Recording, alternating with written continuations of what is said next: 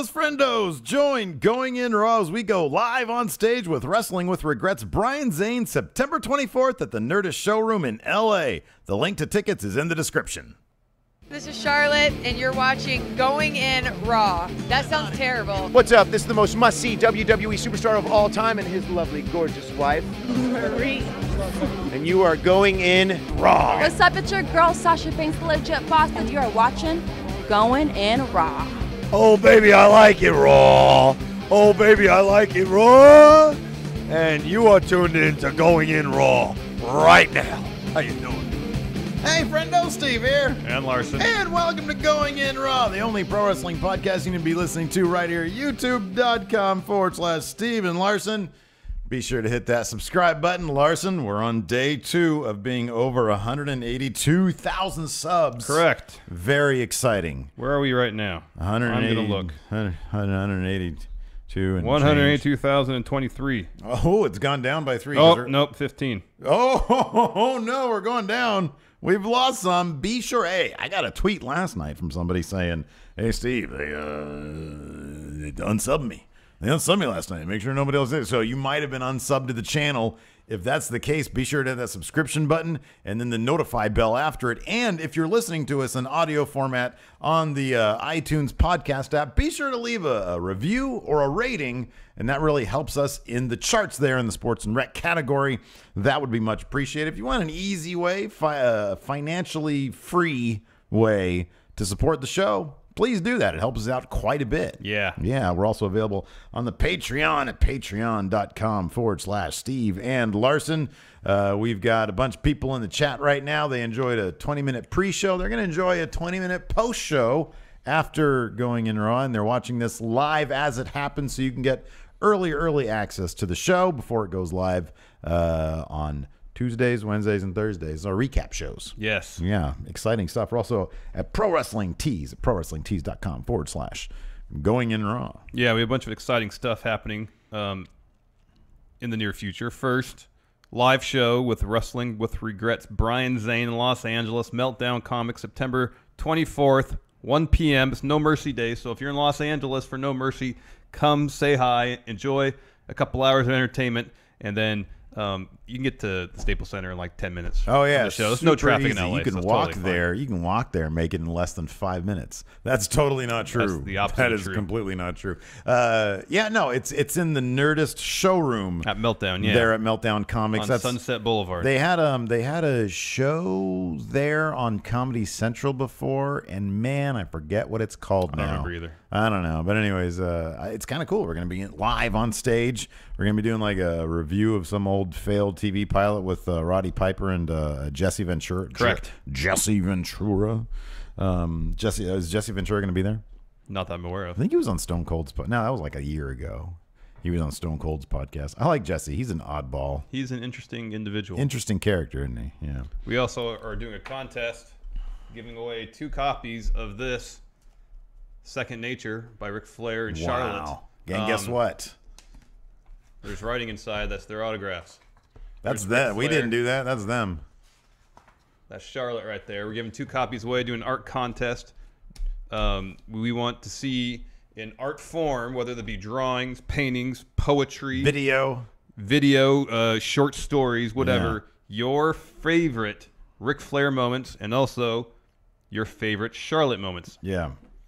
So we'll be reviewing entries next week, and then we'll be selecting our winners after that. We have to tweet that contest out. We get a lot of traction on the Twitter. Sometimes people with the podcast kind of buried in the podcast. Yeah. That's why we announced it here at the top of the show. Speaking of the top of the show, right before we get into the actual meat of 205 Live and NXT, a couple of good episodes this week. A couple of fun episodes.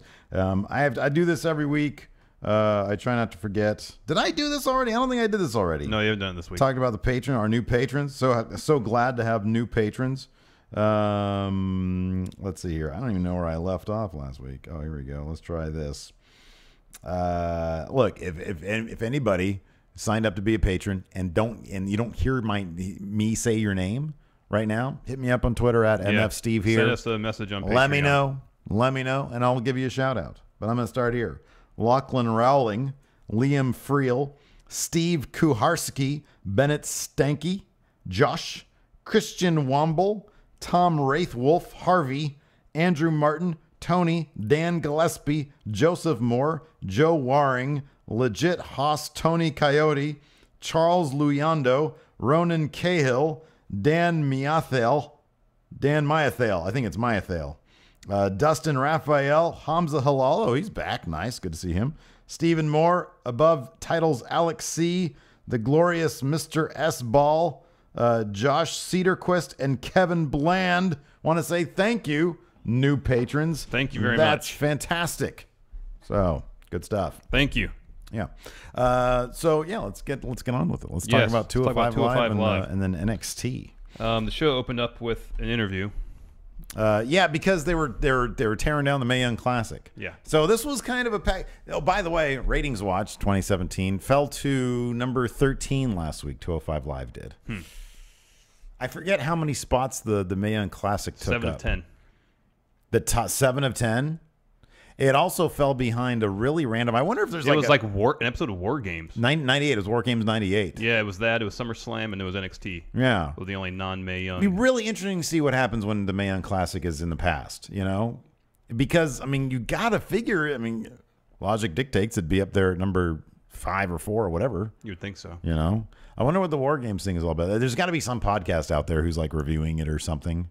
I don't know. It was popping up on, don't they do, like, recommended things, or just aired one night? Oh, really? Oh, that could And be. maybe they had it on before one of the Mae Young episodes. Yeah. No, those are all in batches. Maybe before NXT or something they had it on. What was I don't remember. What was War Games 98? Nah, don't worry about it. Who Well, cares? carry on. I'll look it up. All right, fine. Whenever you ask something, what is this? I know. And Anyway, so Rich Swann had an interview. He was talking about TJP. They had their big... Oh, they showed footage of him in their first match when he beat TJP, kind of with it. They were doing that sequence where they were kind of rolling each other up a little bit. Yeah, that was a good sequence. And then he sort of got the sneaky win. And then TJP interrupts the interview. I think that TJP, you know, we've said this for a little while now, just on a regular day-to-day basis, he's much more comfortable doing what he's doing now than he had been before his heel turn. Yeah, I mean, now when TJP talks, it's believable. It's believable, yeah. You don't cringe. Yeah. So that's always good. So he shows up and he says, well, you know, let's see some footage of Their second match. Exactly. Which TJP won. Exactly. And so they rolled that, saw that, and then it was Dasha. She said something like, okay, well, your friendship has been kicked up to another notch. How will your friendship come out? I think she meant the competition has been kicked up to another notch.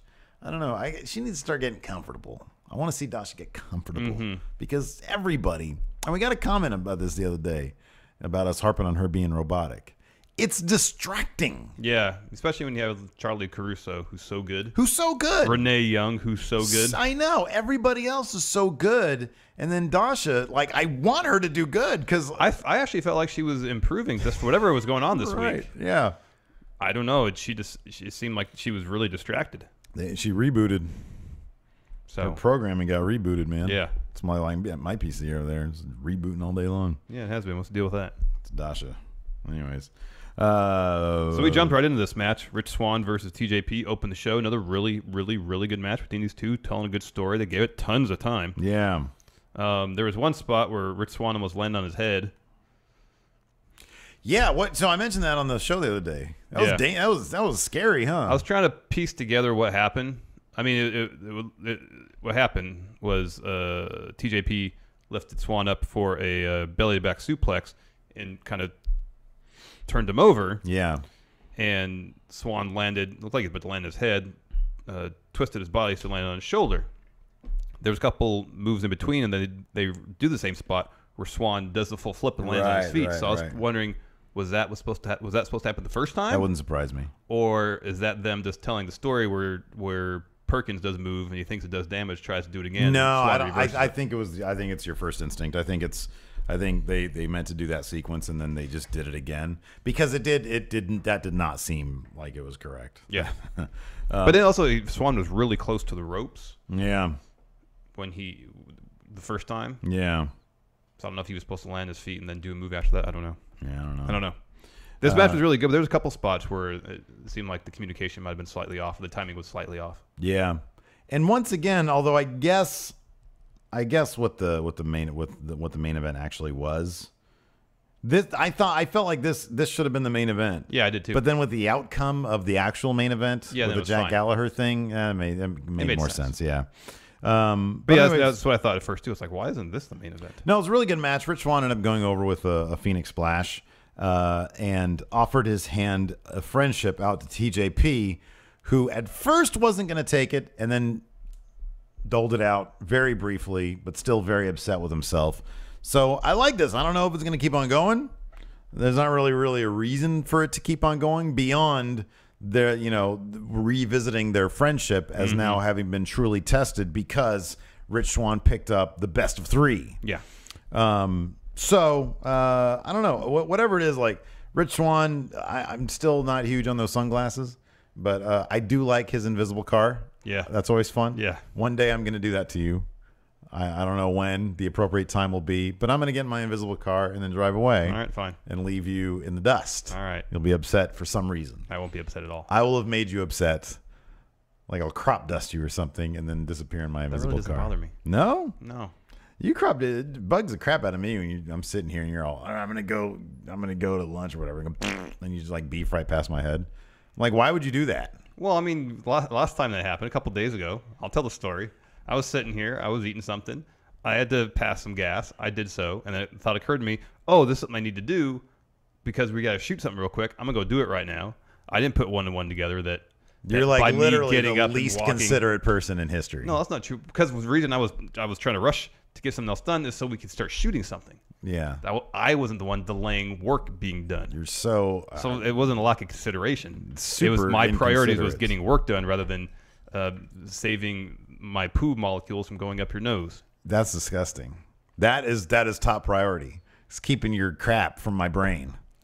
That should be, buddy. Anyways, Cedric Alexander, Mustafa Ali backstage. They're yapping away. Did you know talking? While we were doing the show, I can't remember what day it was. Was it yesterday, or the day before? I think it was during the post show. I let one out. Oh, really? On the sly? No, it was audible. Oh, really? Yeah, you just didn't hear it. You did it on camera and everything? Yeah. Oh, wow. You didn't hear it. I like that you remember that, though. I thought it was funny. No one noticed.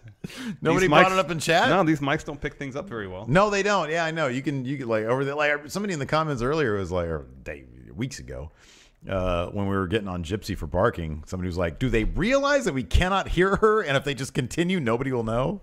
But that's actually not really true. When I've heard it, like when you put it on the audio, you can hear her. Yeah. But sometimes I guess they can't. So maybe the post show from yesterday, the day before, if you really listen, you can hear a toot. Yeah. Well, somebody go out there, find it, and then post it. Yes. Next up, Cedric Alexander and Mustafa Ali were backstage talking about probably, the considerations of beefing right in front of somebody's face. It wasn't right in front of your That'd face. be pretty funny if they did, if they cut to it. I actually beefed, and it was maybe, 30 seconds later that I got up and walked away. You wafted right into my freaking brain. Mustafa Ali back there saying, Cedric, listen, next time you roll me up and my head is right next to your butthole, maybe not wait for that moment to beef. Maybe do it at a different time. Sometimes it just happens. Maybe do it during your suicide dive. Anyways, they're backstage talking. It just happens sometimes. Brian Kendrick comes up and he starts talking smack to Cedric Alexander. Yeah, they have a match later. Yeah, they have a match later, so he's talking some crap. Drew Gulak comes out. This is the highlight of the night. Oh, this was fantastic. He wants to continue on with his PowerPoint presentation. The WWE was very happy that Microsoft's Twitter account. And they couldn't cruiserweight to see what was next. Oh, they said that? Mm-hmm. That's annoying. That's what Microsoft said. Yeah, it's super cheesy. But WWE was really, really horny for that. They were very happy that Microsoft tweeted at them. That's good social media engagement. Hey, Microsoft is the one. Whoever's running Microsoft's Twitter account is the one person besides us that watches 205 Live. Maybe.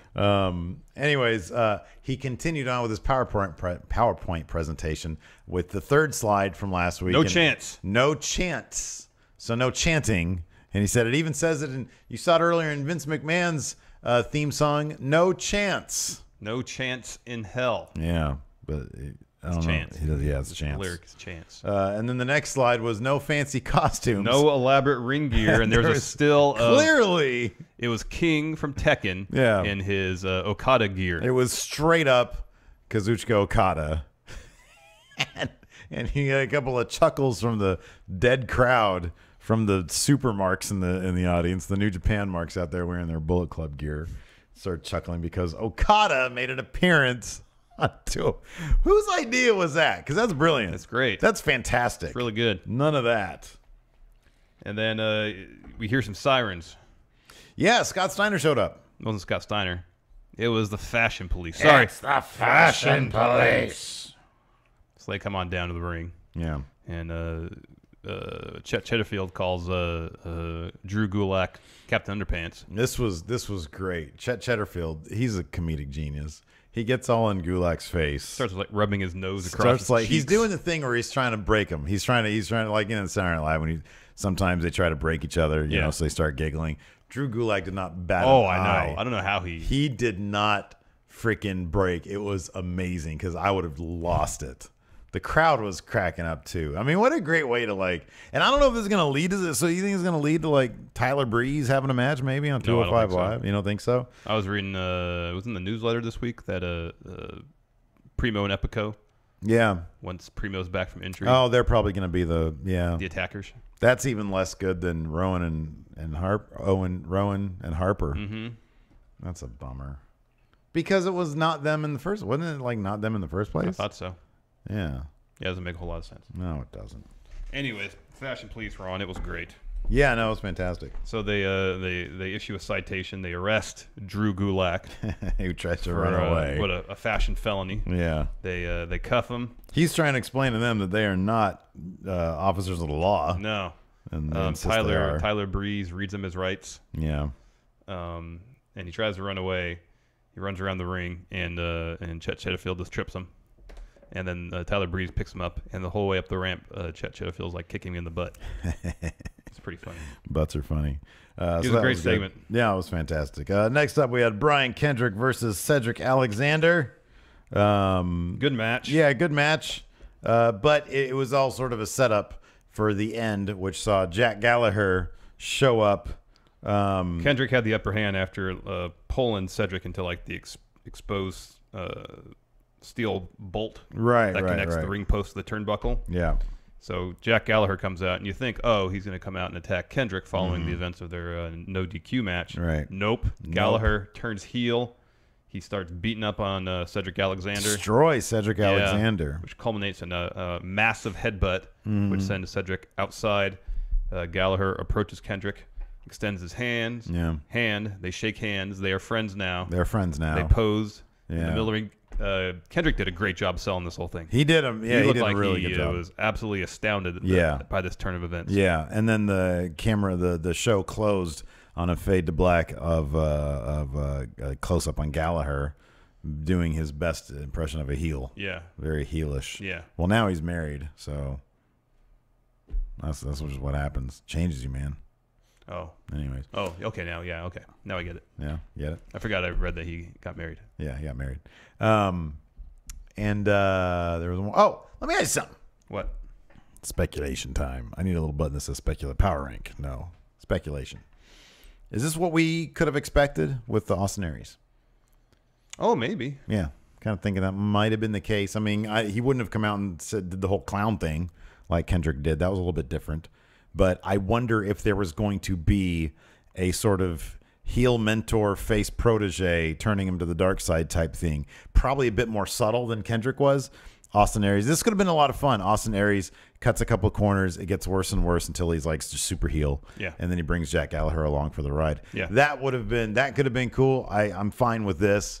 Interesting to see what they do with Jack Gallagher as a heel. Yeah. Hanging out with Brian Kendrick. I think it'd be kind of cool if you get like maybe some sort of slow burn face turn for Brian Kendrick in all this. Like Gallagher goes overboard because we saw how brutal he was last week. Yeah. If he starts going kind of overboard with the heel thing, you know, and it kind of starts freaking Brian Kendrick out a little bit. He brings like an old timey gun. Yeah. Like a dueling pistol. What do you call it? There's like a different name for that. It's just a pistol. Well, like the little short ones? Well, you know, something you'd see in a duel. I think they're just revolvers. Revolvers? There's a pistol back then. Were there specific dueling pistols? Well, I don't know. Don't you just have like one shot? I have no idea when like. I don't know what those are called now. Yeah. It's just pistols as far as I'm concerned. This is a gun. Anyways, he brings those. You know, That would be taking things a bit far. I know it'd be great. I agree with you. Anyways, let's talk about NXT. Yes. Man, I'm sorry. NXT is my favorite every week. I don't know. It's everything. It's the branding. It's the characters. It's Regal. It's like everything that Steve wants in a show. It's only an hour long. The Undisputed Era are now all over that intro. They are all over it. They really are. I know. That's the first thing I noticed. Like, there's like 4 and shots of Adam Cole. And it's all from that first time they showed up. You know, it's just lots of Adam Cole. Hey, let me ask you this. Now we got to talk about this because it was kind of a big deal when they changed the theme song. Then they changed it again. Are you on board with the Resistance theme song? Oh yeah, I've grown accustomed to it. Yeah, me too. I like it. I like the shot. There's a shot of Ruby Riott flying through the air. Yeah, it doesn't bother me at all. I like that. And then I think that's what we said when they kept changing. It's like at a certain point we'll just grow used to it and it'll be fine. The 205 Live one with Enzo dancing. I really wish somebody would. I really wish they would just slowly replace all the shots with shots of Enzo dancing. And they so eventually, they should be all these shots of high flying move. Yeah. Enzo with his feet on the ropes. Enzo with a handful of tights. Exactly. That's what it should be. Man, maybe culminating with one shot of defeat. So I was there you go. Well, I was on the network last night, right? And I was just dicking around because I was like, you know what? I got to watch this Mae Young Classic stuff, which is fantastic because we're doing a count out today about that. And I watched NXT, which I loved. But then, Lacey went to bed, and I was like, you know what? I just want some old crap. And so I loaded up some Mid-Souths from like 1981, right? I got done with that. And then I noticed I was going into their hidden gems. There's a hidden gem they just put up of Enzo and Cass from NXT, I would speculate 2014, maybe. Mm-hmm. And they're cutting a promo on Ryback. Ryback's in the NXT ring, and he cuts a promo saying, "Yeah, I'm here to talk to all these young people and show them how it could be. So if anybody there," and it reminds me. I'm like, you know what? For all the stuff that Ryback has said on his podcast about how he was such a great merch seller and they could have made so much money off him, like, the bottom line is your promos are terrible.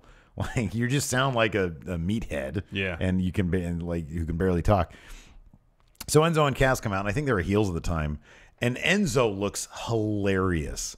Before he has the beard and everything? Before the beard, he basically just had kind of like a gentleman floppy haircut. So it was like shaved here, but then it was kind of floppy, but it wasn't like super long or anything. And like the 7 feet tall, and you can't. Remember when Cass talked way more at the time? He talked a lot more. And Enzo's stuff he was still Enzo, but it just wasn't nearly as polished. It was just really weird to watch. You should check it out. It's good. Anyways, So that's the big news earlier in the day, or yesterday, or the day before, something like that. The news broke via, I guess, that T-shirt that was released. Ring of Honor faction is called the Undisputed Era. And so, of course, name. when they, we can sort of fast forward a little bit. By the end of the show, when it shows them, all Bobby Fish kept on saying was undisputed. And then, like, Kyle O'Reilly's like, it's our era. Our era. Undisputed era. Yeah. That's what we are now. So we're calling ourselves undisputed. Hey, we're undisputed. But then Adam Cole kept on saying, this is our NXT now. Yeah, well. So you kind of have to piece together and you make a sentence. Yeah. It's Undisputed Era, our NXT now. Anyways. Surprised neither of them said shock the system. That's I know, because it says on the back. Yeah, CFO. Which still bugs me because that's the name of the group, I guess. Oh yeah. The producers. Yeah, but they have a dollar sign at the end of theirs. So they're CFOs. Yeah. So I don't know. Anyways, yes, the first match, the show actually kicked off. Yeah. With a 2-on-1 handicap match, Billie Kay and Peyton Royce versus Ruby Riott, because apparently Ruby Riott couldn't find a tag team partner. Mm-hmm. But someone volunteered themselves to be her tag team partner, and that person was Nikki Cross. She just showed up ringside. This was great. This was so great. So this was essentially because Sanity are faces now, and we never got the true Nikki Cross face turn. This was her face turn, more or less. This was fantastic. It was so they replay the footage of Ruby Riott asking for this match, and then she just comes out by herself, and so the commentators rightly say, "Okay, well, I guess this is going to be a handicap match." And I'm thinking to myself, "What's going on here?" And sure enough, like a couple minutes into the match, Nikki Cross just shows She up. just sort of shows up, and she's trying not really to be seen, kind of. Like, she's, whenever, like, Peyton Royce turns kind of towards her, like, she just sort of, like, leans down. Maybe she'll blend in with the barrier or something. She has a real sly look on her face. And then Ruby Riott is getting her butt kicked because Peyton Royce and Billie Kay aren't really, they're not observing the rules of a handicap They're match. treating this more like a tornado. You know, it's a 2-on-1 They match, could just, essentially. exactly. There's one spot where Ruby ducks as Billie Kay tries to deliver an elbow, so Billie ends up hitting Peyton.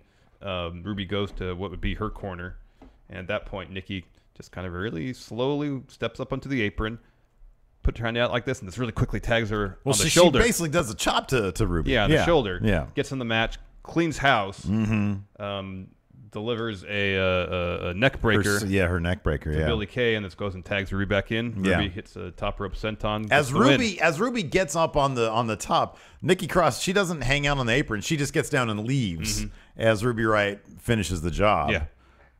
I loved it. Yeah, it was good. I thought it was great. Ruby Riott was selling it really, the confusion very well.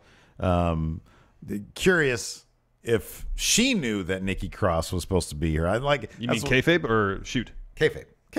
Oh, yeah. No, I shoot. think kayfabe, she had no idea. Yeah. Well, I don't know. I mean, maybe, because she was tasked with finding a partner. Yeah. So I'd figure that, she'd backstage, maybe somebody would tell her, hey, Nikki Cross is going to be your partner tonight. We figured it out. Well, that's shoot then. Yeah. Wait, what? I asked if kayfabe. I'm talking kayfabe backstage, kayfabe gorilla.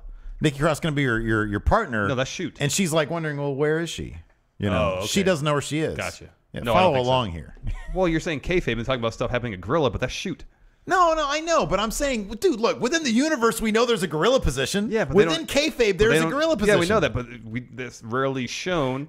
And usually when we talk about what happens to Gorilla, it's what's happening in Gorilla in terms of the inner workings of the show. No, we've talked about Gorilla with the AJ Styles Open Challenge. Remember, people getting there, waiting in line? Yes, That's kayfabe. Okay. All right, whatever. I'm not going to belabor the point because it's not that big of a deal. It's because you're wrong. Anyways. No, it's because you weren't clear what you were saying. Okay.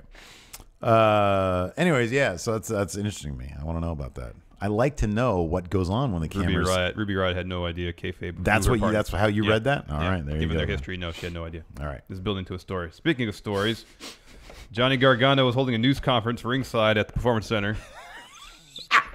Press conference, sorry. Up walk Riddick Moss and Tino Sabatelli. Yeah. Riddick Moss starts talking some trash. Yeah. Gargano says, well, let's have a match. God. And that happens. Talk about, like, top heel heat. Let me ask you something. Is this heel heat or X-Pac heat? Who, Riddick Moss? Moss and Sabatelli. I think with Moss, it's more heel heat, and I think with Sabatelli, it's more X-Pac heat. Okay, so I feel like there's delineation there. Riddick Moss, the promo he dropped at the house show here we went to, Yeah. was actually pretty decent. No, I know it was. And he, I mean, he called Sacramento San Jose. Yeah, that was good. And it was convincing that he, like, just legit called it that. Right. Before he was corrected. Yeah. So I thought he delivered a really effective heel promo here. I thought his work last night was decent. Yeah. Sabatelli's a little cheesy. Yeah. A little cheesy. He's like, but I think that's his thing. Isn't that heel heat right there? Kind of. I don't know. My perception just want him to go away, man. My perception of Sabatelli is largely informed by Breaking Ground. Yeah. He didn't really come off as No, yeah, I'm kind of with you on that one. The best. Not say he came off as a complete jerk or anything. He just, I don't know. I think he's been in developmental so long. I know. I think for me that's kind of it. Also, it's like you've been in developmental so long, and the best you can come up with is a $sign on your trunks. No, it's a Superman. He's been in developmental like since Montez Ford was in high school, I think. You know what I mean? Sabatelli's thing is a Superman kind of like diamond shaped thing with TS in it. Oh, that's even worse. I'm sorry, that's even worse. Anybody with a suit, whenever I see Braun, the aura of Braun, the Superman tattoo, is a little dies a little for me every time I see that Superman tattoo. That never works, man. It never works. It never looks cool. I kind of felt the same with CM Punk's Pepsi tattoo. Oh yeah, and the Cobra Commander one. The Cobra one didn't bother me quite as much.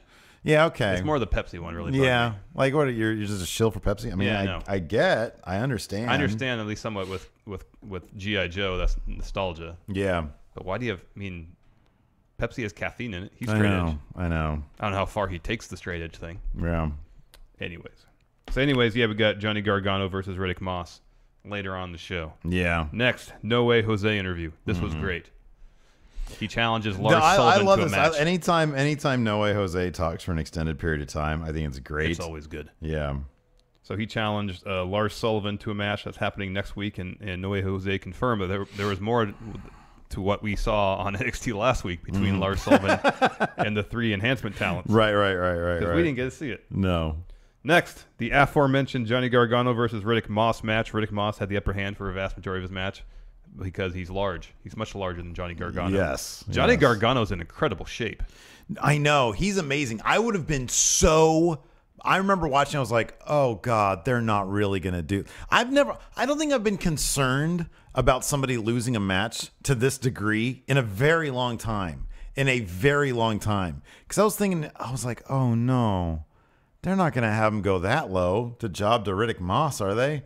That would be bad. That'd be real. Like, I don't care what what the thought in your mind. I don't care what the story is. I don't want that to happen. Oh, terrible. But they played out his redemption story within that one match because there's no way they're going to have him lose. Yeah. If they have him lose Riddick Moss, then nobody's going to care ever about Johnny Gargano again. No, that's the case. Ever again. I mean, if it was Tino Sabatelli, maybe, but I kid. I'm just joking. The finish saw Johnny Gargano put Riddick Moss in the Gargano escape. Moss gets the ropes, and when the ref breaks a hold, Johnny's like, what happened? Yeah. This shouldn't be happening. He shouldn't be getting out of that move. I should be having my hand raised right now as the winner of this match. Right. And so he's like questioning his abilities right there. It seems like Moss is going to take advantage of it, but instead Gargano is on the apron. He kicks Sabatelli, does a spear through the ropes onto Moss, gets the win. It was really good. It was some really good storytelling. Gargano sold the moment fantastically. Yeah, no, I know. Let me ask you something. Why didn't they watch TakeOver? Gargano said they were watching TakeOver from their couch. That made me laugh. Oh, yeah. But why didn't they just throw him a DIY shirt? That's a good question. That's what Thea Trinidad did. What's her name? Zelina Zelda? Vega.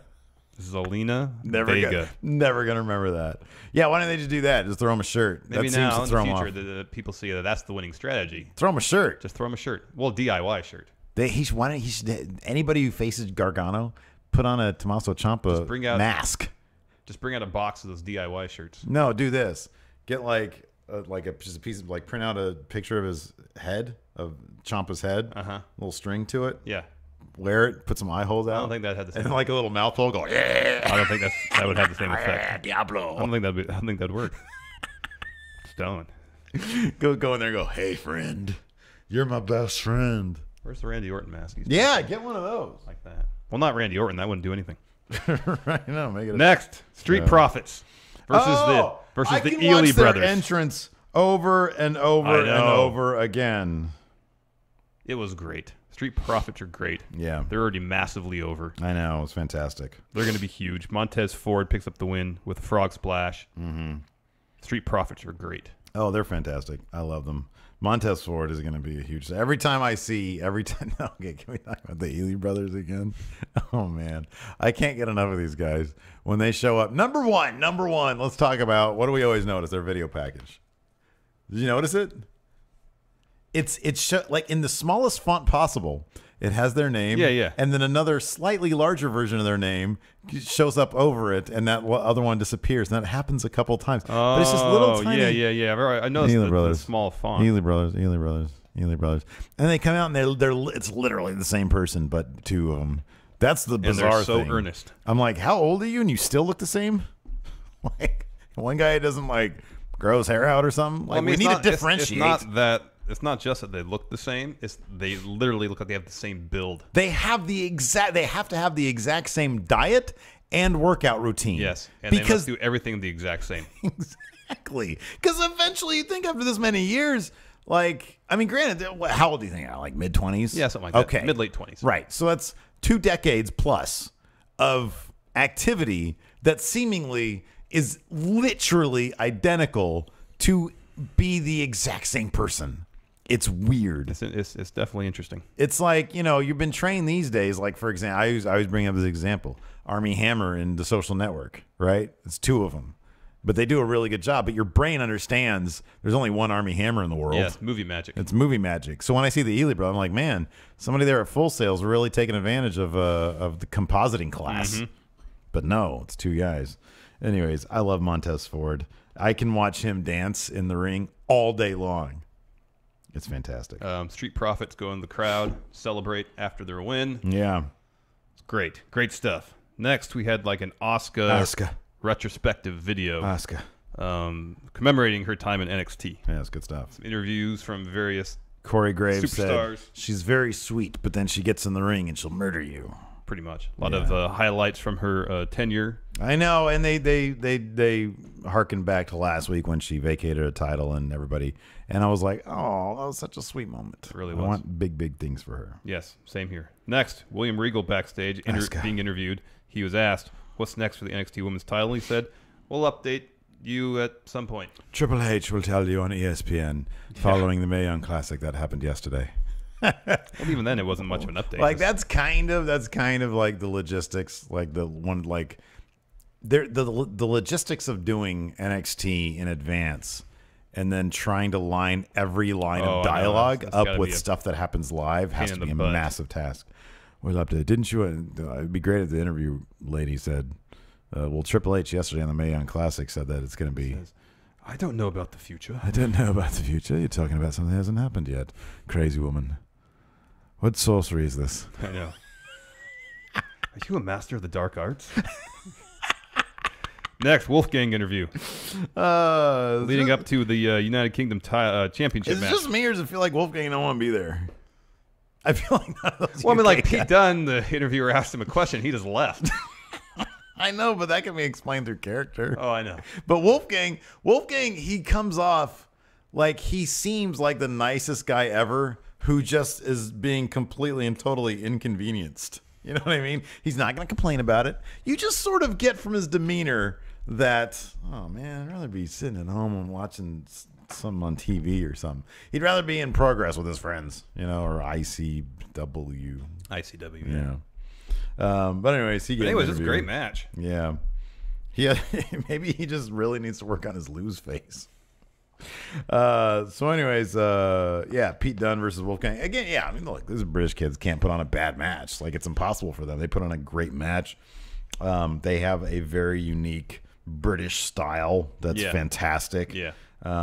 Pete Dunne picks up the win with the bitter end. The bitter end. After the match, the Undisputed Era comes to the ring and kind of corner Pete Dunne. Yeah, right. They fight a bit. Yeah. Wolfgang comes back in the ring to even the odds a little bit more. Still 2-on-3. Yeah.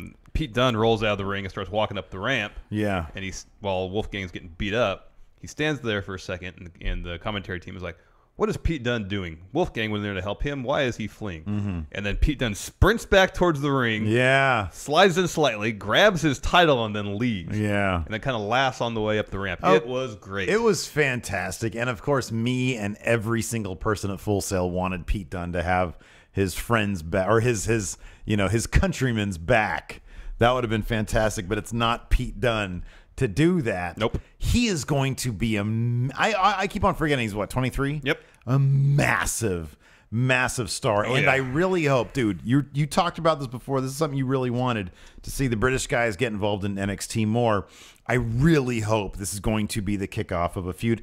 There was an interview after because at the very end of the show, Trent Seven and Tyler Bate come out to check on Wolfgang. Yeah. As Cole and Fish and O'Reilly are leaving. And those guys were interviewed after the show, like on .com or whatever, and they said, well, if that's what they want, they can have Mustache Mountain versus O'Reilly and Fish. Yeah, Redragon.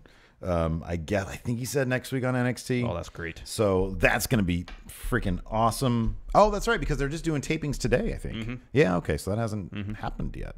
Nice. So this will be really cool. I want to see this, but instead of Wolfgang, I really wish it was Pete Dunne. I know. If it was British strong style. I know. It'd be so like a reluctant Pete Dunne. I know. You know, in it for himself because somehow. Commentary was framing things as, okay, this is Undisputed Era versus NXT. Yeah. So, I mean, if that's how they're going to do it, I mean, Undisputed Era is going to have to bolster their ranks. Yeah, I know. Get Donovan Dijak, Yeah. Leo Rush. Yeah. then Yeah. maybe. If you get something like... And I feel like we really need a mission statement from Adam Cole about what's the story behind all this. Well, they're the Undisputed Era. I understand the name. It's their NXT. I understand the name, and the fact that they're probably going to go after all the belts makes the name a little obvious. Yeah. But nonetheless, I feel like Adam Cole needs to come out and drop a promo at some point during the course of this next round of tapings. And on top of that, they're still really small. Are they ever going to grow in size? Well, because here's the thing. It didn't bother me as much. It's really obvious next to McIntyre. Dude, it's even obvious. Massive. It's even obvious next to Wolfgang and Pete Dunne. It didn't bother me. I mean, that's why you get Pete Dunne leaving and not doing. I mean, besides the fact that he's a heel and he's fantastic, and who knows, this might lead to. I mean, this might be a thing where Pete Dunne eventually, finally, like if Donovan Dijak, messes with Pete Dunne and he feels that his own pride is at stake or his title is at stake, perhaps. Yeah. Maybe we'll get some. I'm really curious to see how deeply they weave in the British guys, and if they do it properly, then I'm all on board with that. Yeah. So yeah, this will be a lot of fun. Be interesting to see what happens with at the tapings. Yes, be curious to see what kind of spoilers we get later on tonight, I and know. if we want to read them. Karen, Answer some questions. Karen's there. She's wearing the Going In Raw shirt. Correct. Yeah. Alex C. First question. Power rank. Power rankings. Power rankings. Better names for Cole's stable. Number 1 is Dishonored. Yeah. Right? Or Redishonored. Re-honored. To honor again. Yeah, there you go. Re-honored. Re-honored. Circle of Honor. Okay, Circle of Honor is good. Circle of Bravery. That's, yeah. Circle of Distinction. Yeah. Oh, there you go. That's good. Better. Yeah. Honorable Circle. Honorable Circle. The Honorable. Yeah. Ringed Honor. Okay. Wing of Honor.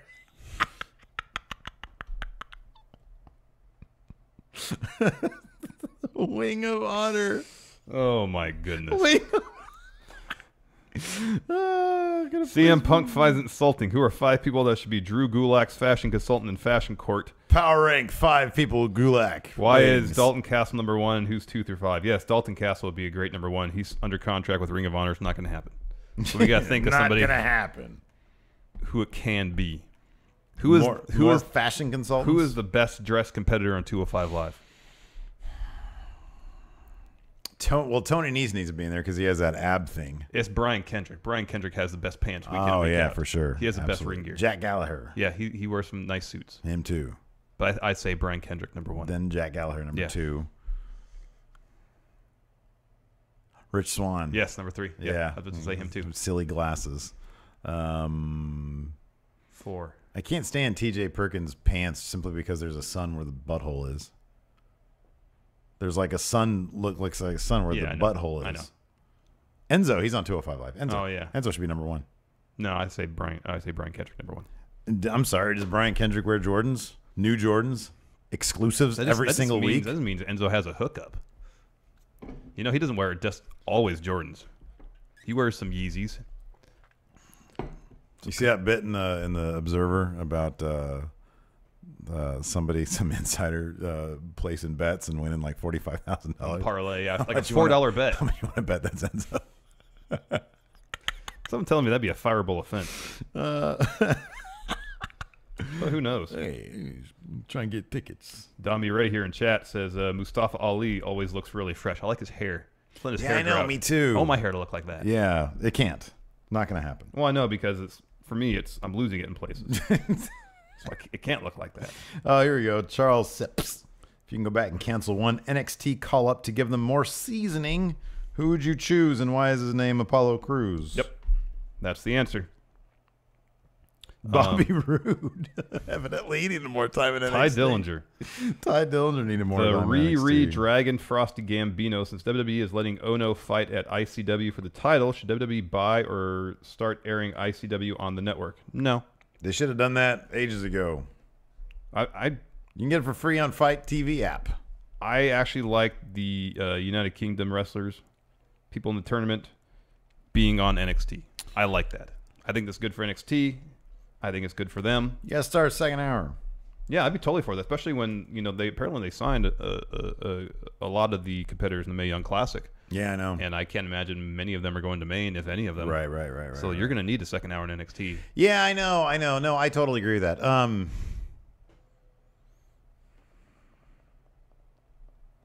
Yeah, I know. I'm still so stuck on the idea of them getting their own show.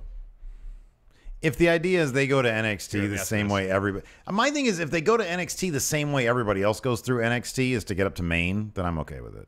Here, let me ask you something. Pete Dunne recently dropped the Progress World title. Progress. Mustache Mountain's no longer the tag champs. Right. Does this mean anything? Yeah, it has to, right? Yeah, sure.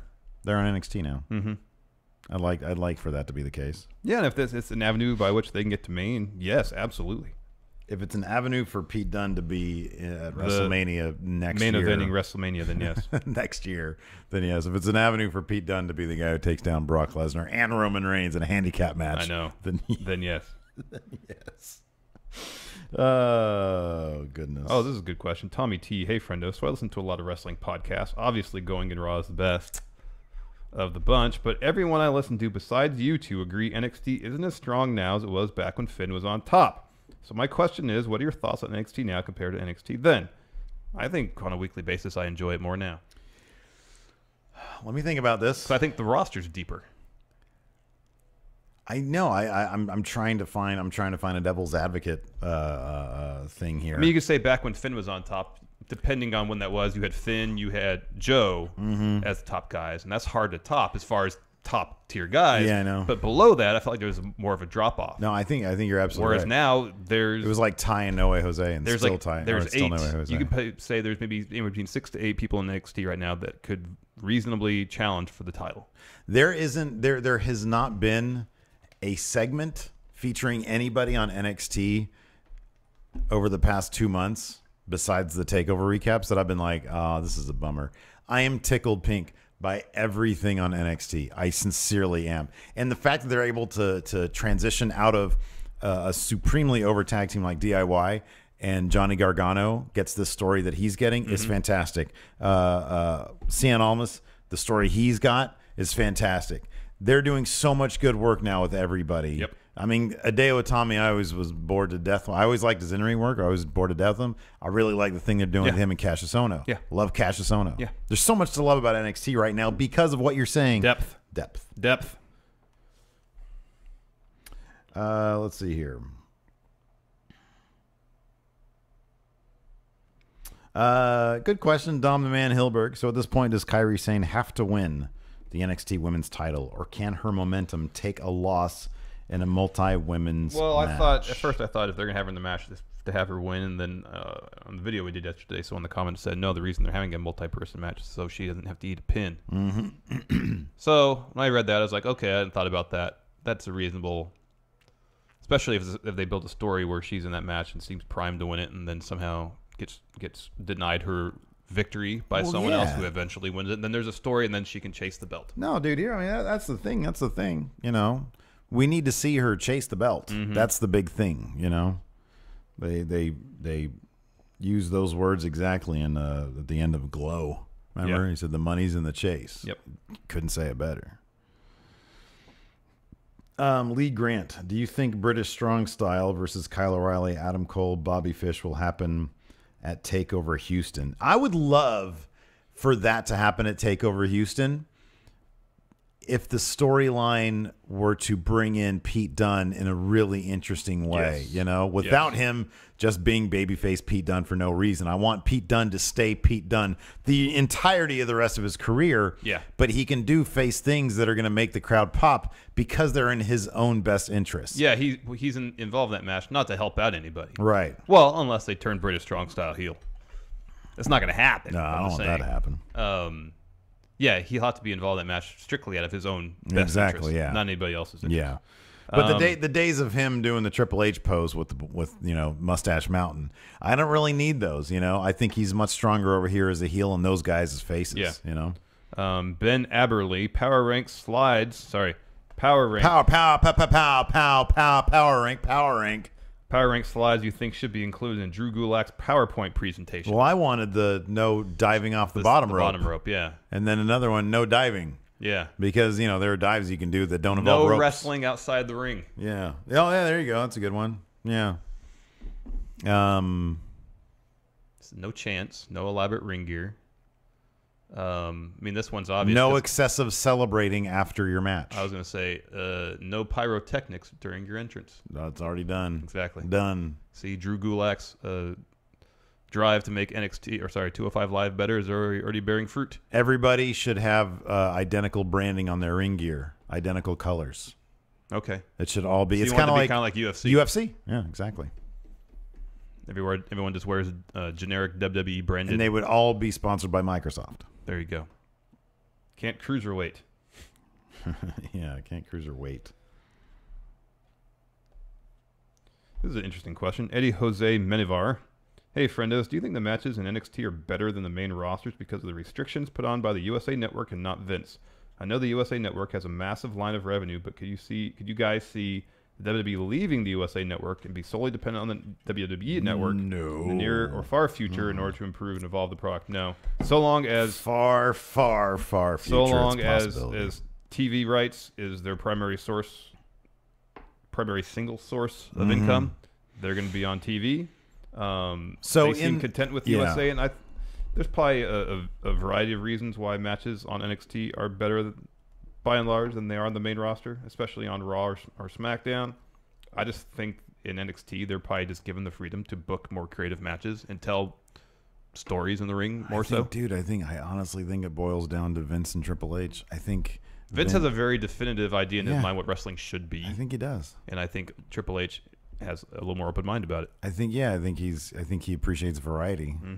I think in terms of what it would take, I think the WWE in the far future, here's the thing. It is way too early to really understand what TV is going to look like in the far future. I mean, it could be as simple as same day as theatrical release for major movies. I could see a day 10 years from now, 20 years from now, where that might be probably the case. More like 20. Yeah, exactly. I'm talking about the far future because 10 years happens pretty quick. I think, if more stations start, it could be each channel is a different app on your TV.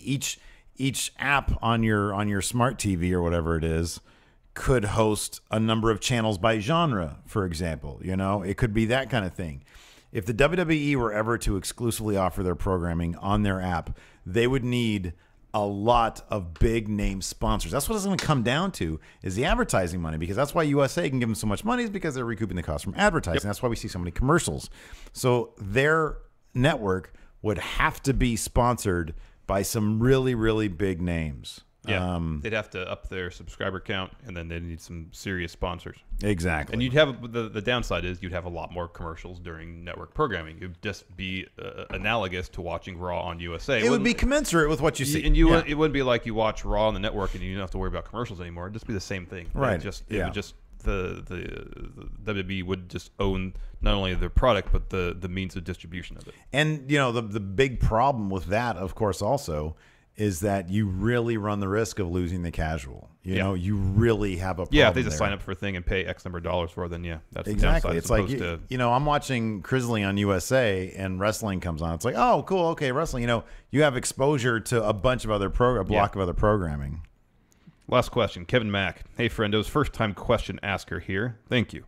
In the lead up to Survivor Series, do you think it's possible we could get either an NXT versus Raw SmackDown 5-on-5 or a women's NXT versus main roster 5-on-5 traditional Survivor Series match? If so, what would be your ideal matches? No, I don't think we're going to get that, but let's... Power rank, pow, pow, pow, pow, pow, pow, pow. Okay, you're giving people seizures, dude. Let's book a NXT versus main roster Survivor Series match. Okay. So, how about this? Over on Maine, you get Bobby Roode. In NXT, you get Roderick Strong. Okay, and there's a story. NXT, Drew McIntyre. Maine, Jinder Mahal. Oh, I like that a lot. That's a good one. That's really good. On Maine, Finn Balor. NXT, Aleister Black. Good. Yep. So we have Aleister. We have 3. We have Drew and Roderick Strong. Roderick Strong. Okay, let's say over on NXT we put Pete Dunne in there. Who would be his counter? Triple H. Oh, I like it. Very good. That's 4. Look at that. Look at us. And then Adam Cole. Adam Cole, Bebe, AJ Styles. and AJ Styles. Bullet Club. Bullet Carl Inner Club. Done and done. Thanks for joining us, everybody. Patrons, stick around. We'll hang out for a bit. Outro audio. Oh, there's our audio. All right, everybody. Yeah, like you said, patrons, stick around. We'll get you guys that link. And until next time, we'll talk to you later. Bye.